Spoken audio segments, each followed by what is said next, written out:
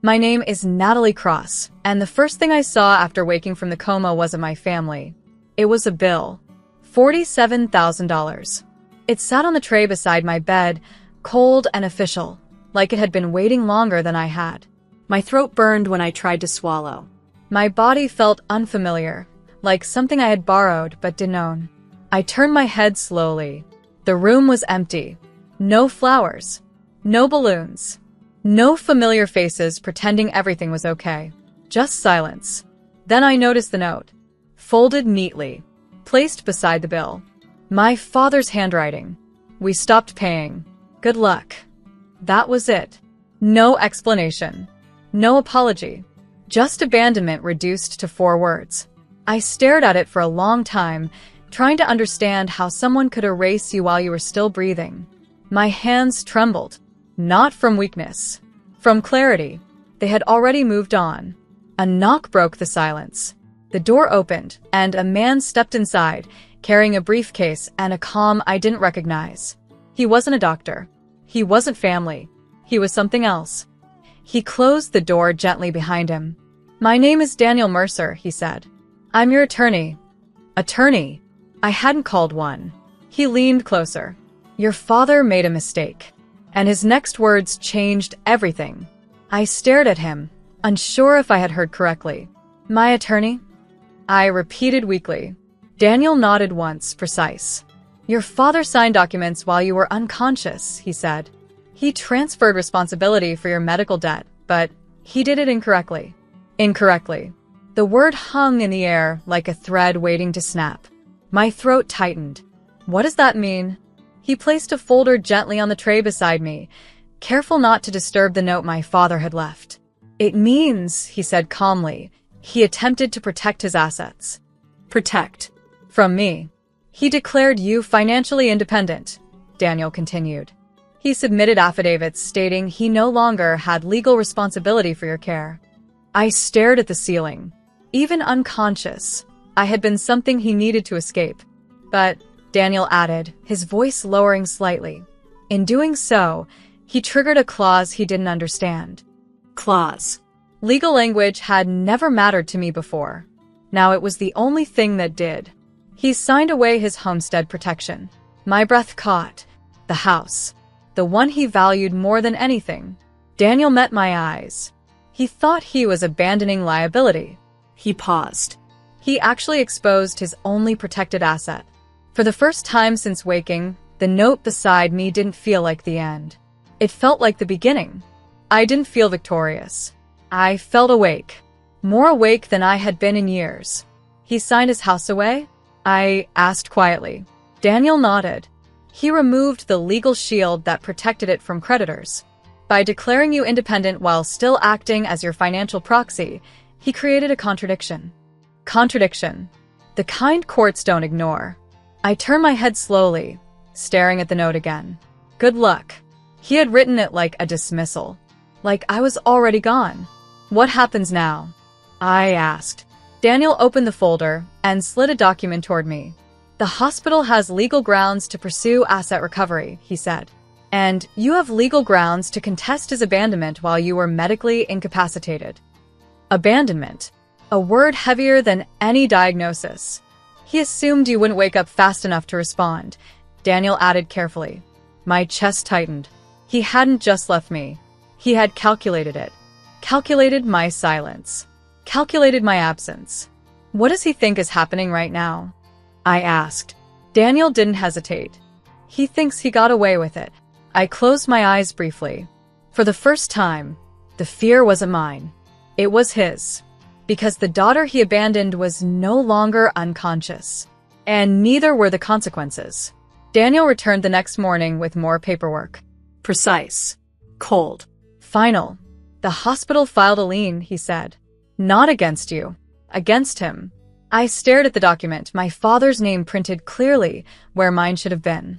He declared you independent while you were medically incapacitated, Daniel explained. That invalidates his protection. It suggests intent to avoid lawful responsibility. Intent. Not mistake. Not confusion. Intent. I remembered the note. Good luck. He hadn't meant survival. He had meant disappearance. Does he know? I asked. Daniel shook his head. Not yet. Legal notices were delivered this morning. Somewhere, my father was opening his mailbox. Somewhere, he was reading words he never expected to see. Asset exposure. Liability review. Property lien. He had tried to erase me quietly. Now the system was responding loudly. My phone buzzed weakly on the tray. Unknown number. I answered without speaking. Then his voice. Fragile. Natalie. He sounded smaller than I remembered. Not powerful. Not certain. Just afraid. Because for the first time, he wasn't the one leaving. He was the one being found. I didn't answer him right away. I let him sit in the silence he had left me in. Natalie, he said again, weaker this time. I didn't know you were awake. Of course he didn't. He hadn't come to check. I got something in the mail, he continued carefully. They're saying there's a lien on the house. Not our house. His house. The one he chose over me. They said it's connected to your hospital bill. My hospital bill. The one he abandoned me to. I need you to fix this, he said. Fix. Like I had broken something. You signed the papers, I replied calmly. I didn't think it would do this, he said quickly. I was trying to protect what I built. What he built. Not what he raised. I was in a coma, I said quietly. He didn't answer. Because there was no version of this where he was right. They're saying I could lose the house, he whispered. I looked at the ceiling, feeling my heart beat steady and certain. He had left me with nothing but debt and 4 words. Now he was standing in the same emptiness. I guess you should have read what you signed, I said. And for the first time, he understood what abandonment really felt like. He came to the hospital that afternoon, not walking in confidently, hovering at the doorway like he wasn't sure he was allowed inside. I saw him before he saw me. He looked older, not because of time, because of consequence. Natalie, he said softly, stepping closer. I didn't smile. I didn't move. He stood at the foot of the bed, the same place my lawyer had stood when everything began to shift. They're saying the lien is real, he whispered.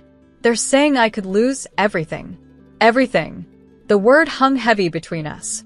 I thought about the empty room, the bill, the note. Good luck. You already decided what mattered more, I said calmly. He shook his head. I didn't mean it like that. But he had. He had meant every word he wrote, every choice he signed. They said you could help, he continued carefully, that you could challenge the claim. Challenge it. Protect him. The way he never protected me.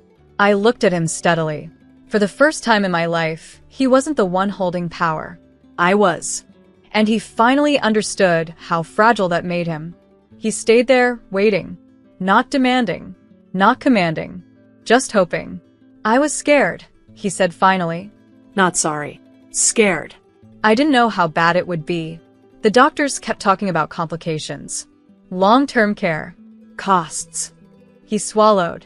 I thought I'd lose everything. I studied his face. He wasn't lying. But he wasn't innocent either. You chose to lose me instead, I said quietly. He flinched. Not because I raised my voice.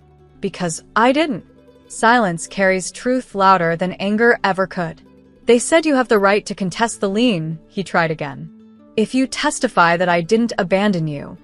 I can't testify to something that isn't true, I interrupted. He closed his eyes. Because he knew. He had written the evidence himself. Good luck. He looked around the room like he was seeing it for the first time. The machines. The monitors. The emptiness he had left behind. I didn't think you'd wake up this strong, he whispered. Strength wasn't what saved me. Clarity did. You thought I wouldn't wake up at all, I said. He didn't deny it. Because denial requires innocence. And innocence had left the moment he signed those papers. He lost the house 2 months later. Not overnight. Not dramatically. Just quietly. The way he had tried to remove himself from my life. The lien wasn't something he could undo with regret. The legal protection he had signed away was permanent. The hospital exercised its right to recover the debt through the only asset he had left exposed. The day the transfer finalized, he called me. I'm moving out tomorrow, he said. His voice wasn't angry. It wasn't bitter. It was empty. I stood in my apartment, the one I had rented after being discharged, my body still healing, but my mind sharper than ever. I never thought it would end like this, he admitted. Neither had I. But endings aren't decided by hope. They're decided by choices. You left me with nothing, I said calmly. You wrote it yourself. He didn't argue, because he remembered the note. Good luck. I hope you're okay, he said quietly. And for the first time in my life, he meant it without expecting anything back. I am, I replied. Not because he helped me, but because he didn't. He thought abandoning me would protect his future. Instead, it exposed it. And when he finally understood what he had signed away, it was already too late.